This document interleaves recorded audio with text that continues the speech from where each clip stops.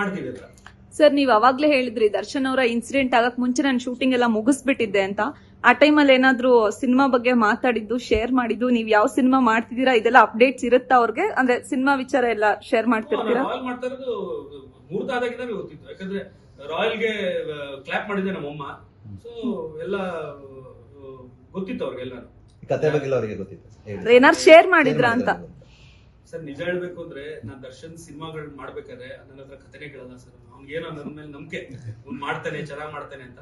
ನಾನು ಅವ್ರಿಗೆ ಜೊತೆಲಿ ಒಂದೇ ಕತೆ ಅಂತ ಹೇಳಿದ್ದು. ಅಂದ್ರೆ ಪ್ರೊಡಕ್ಷನ್ ಮಾಡ್ಬೇಕಿತ್ತಲ್ಲ, ಸೊ ಅದಕ್ಕೆ ಅಂದ್ರೆ ನಾನು ಹೋಗ್ತಾರ ದಾರಿ ಕರೆಕ್ಟಾ ಇಲ್ವಾ ಅಂತ ತಿಳ್ಕೊಳಕ್. ಯಾಕಂದ್ರೆ ಅವನು ಇಂಡಸ್ಟ್ರಿಯಲ್ ಸೀನಿಯರ್ ನಂಗಿಂತ. ಸೊ ಅದೊಂದೇ ಹೇಳಿದ್ದು.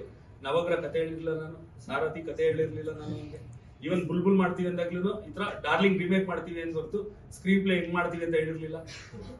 ಅದು ಬ್ಲೈಂಡ್ ಬಿಲೀಫ್ ತಮ್ಮನ ಮೇಲೆ. ವಿರಾಟ್ ಒಬ್ಬ ಆರ್ಟಿಸ್ಟ್ ಯಾವಾಗ್ಲೂ ಒಳ್ಳೆ ರಿಸಲ್ಟ್ ನೋಡಕ್ಕಾಗಲ್ಲ. ಸೊ ಏನ್ ದೂರ ಆಗಿರೋ ವಿಚಾರಗಳು ಇಲ್ವೇ ಇಲ್ಲ ಸರ್. ಅದು ಅದೇ ಒಂದು ಮಧ್ಯದಲ್ಲಿ ಒಂದ್ ತಿಂಗಳು, ಒಂದೂವರೆ ತಿಂಗಳು ಸ್ವಲ್ಪ ಏನೋ ಮಾತಾಗಿದಾಗ ಮಾತಾಡಿರಲ್ಲ ಅಷ್ಟೇ. ಬಟ್ ಟಚ್ ಅಲ್ಲಿ ಇದ್ದೇ ಇರ್ತೀವಿ. ಫೋನಲ್ಲಿ ಮಾತಾಡೋದಾಗ್ಲಿ, ನಮ್ಮ ಅತ್ತಿಗೆ ಜೊತೆ ಮಾತಾಡಿ ಇದ್ದೇ ಇರುತ್ತೆ. ಅದು ಈ ಸಿನಿಮಾ ಪ್ರಚಾರದಲ್ಲಿ ಏನಾದ್ರು ಕಾಣಿಸ್ಕೋಬಹುದು ದರ್ಶನ್ ಸರ್? ಸಾಥ್ ಕೊಡ್ತಾರ? ಕೊಟ್ರೆ ತುಂಬಾ ಖುಷಿ ಪಡ್ತೀನಿ. ಗೊತ್ತಿಲ್ಲ, ನಾನೇನ್ ಮಾತಾಡಿಲ್ಲ ಇದ್ರ ಬಗ್ಗೆ. ಯಾಕಂದ್ರೆ ಬೇರೆ ಟೆನ್ಷನ್ ಇದ್ದಿದ್ರಿಂದ ನಾನು ಇದ್ರ ಬಗ್ಗೆ ಏನು ಮಾತಾಡಿಲ್ಲ. ಸೊ ಗೊತ್ತಿಲ್ಲ, ಮುಂದಕ್ಕೆ ಕೇಳ್ಬೋದೇನೋ ನಾನು, ಅವರು ಅಂದ್ಬಿಟ್ಟು ಮಾಡ್ಬೋದೇನೋ ಗೊತ್ತಿಲ್ಲ. ಏನ್ ಬೇಕಾಗ್ಬೋದು. ಈಗ ಹೇಗಿದೆ ಸರ್ ಅವ್ರ ಹೆಲ್ತ್?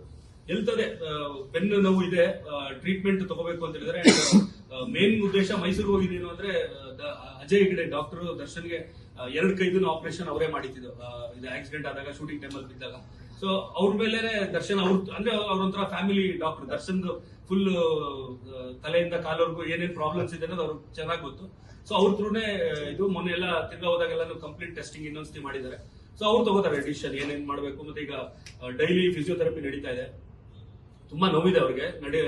ಕಂಪ್ಲೀಟ್ ನಾರ್ಮಲ್ ಆಗಿ ನಡೆಯೋ ತರ ಆಗೋವರೆಗೂ ಟ್ರೀಟ್ಮೆಂಟ್ ನಡೀಬೇಕು. ಆ ಟೈಮಲ್ಲಿ ನೀವು ಒಂದ್ ಕಡೆ ಸಿನಿಮಾ ಕಂಪ್ಲೀಟ್ ಮಾಡೋದಿತ್ತು, ಮತ್ತೊಂದ್ ಕಡೆ ಫ್ಯಾಮಿಲಿನ ನಿಭಾಯಿಸಬೇಕಿತ್ತು. ಅದನ್ನೆಲ್ಲ ಹೇಗೆ ನಿಭಾಯಿಸಿದ್ರಿ ಅಂತ? ಲಕ್ಕಿಲಿ ಶೂಟಿಂಗ್ ಮುಗಿದೋಗಿತ್ತು ನನಗೆ ಇನ್ಸಿಡೆಂಟ್ ನಡೆಯೋ ಟೈಮಲ್ಲಿ. ಅಂಡ್ ಅದಾದ್ಮೇಲಿಂದ ಮಿಕ್ಕಿದೆಲ್ಲ ಮ್ಯಾನೇಜ್ ಮಾಡಕ್ಕೆ ನಮ್ಮ ಟೀಮು, ಇವನ್ ವಿರಾಟ್ ಎಷ್ಟೊಂದು ಸಪೋರ್ಟ್ ಮಾಡಿದ್ರು ನಮ್ಗೆ.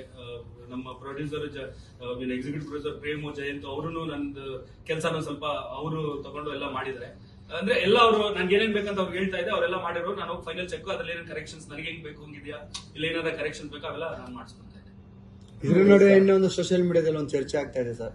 ದಿನಕರ್ ಸರ್ ಮತ್ತೆ ದರ್ಶನ್ ಸರ್ಗೆ ಒಂದು ಸಿನಿಮಾ ಡೈರೆಕ್ಷನ್ ಮಾಡ್ತಾರೆ ಅಂತ. ಅಂಡ್ ಜಯಣ್ಣ ಅವರ ಪ್ರೊಡಕ್ಷನ್ ಎಲ್ಲ ಸಿನಿಮಾ ಬರುತ್ತೆ ಅನ್ನುವಂತದ್ದು ಒಂದಷ್ಟು ಚರ್ಚೆಗಳಾಗ್ತಿದೆ. ಬಂದ್ರೆ ತುಂಬಾ ಒಳ್ಳೆ ವಿಚಾರ ಸರ್ ಅದು. ಆಕ್ಚುಲಿ ಅಲ್ಲ, ಪ್ರೊಡಕ್ಷನ್ ಬಗ್ಗೆ ಇದು ಆಲೋಚನೆ ಮಾಡಿಲ್ಲ. ಯಾಕಂದ್ರೆ ದರ್ಶನ್ ಜೊತೆ ಸಿನಿಮಾ ಮಾಡೋದಂತೂ ಕನ್ಫರ್ಮ್ 2026 ಅಲ್ಲಿ ಮೋಸ್ಟ್ಲಿ ಆಗೋದು. ಯಾಕಂದ್ರೆ ಈಗ ಇನ್ನೂ 2 ದರ್ಶನ್ ಸಿನಿಮಾಗಳಿದೆ, ಅದೆರಡು ಮುಗಿದ ಮೇಲೆ ಮಾಡ್ಬೋದು. ಅಂಡ್ ಪ್ರೊಡ್ಯೂಸರ್ ದರ್ಶನ್ ತುಂಬಾ ದೊಡ್ಡ ಲಿಸ್ಟ್ ಇದೆ, ಅದ್ರಲ್ಲಿ ಯಾರು